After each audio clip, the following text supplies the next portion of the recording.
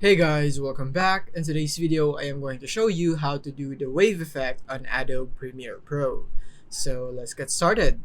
So here we are in Adobe Premiere Pro, and the first thing that we'll do is we're going to go into the effects panel right here, and from here we're going to go and search for wave effects. So we're going to type in wave, and we're going to go for warp, wave warp, and we're going to go and drag this effect into our clip right there.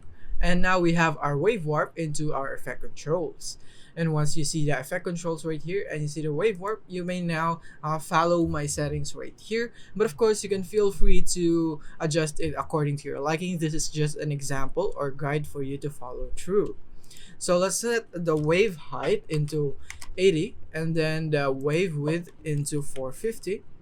And then I would like the wave speed to be 0.7 so that I could get rid of this black and it's not so fast right there. 0.7, 0.7, and then the pinning should be all edges so that there won't be any blacks right there.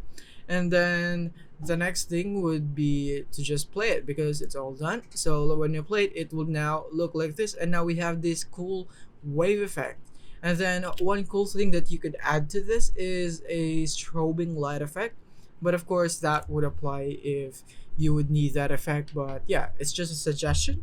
So that is basically it for this video. I hope this video helped you out.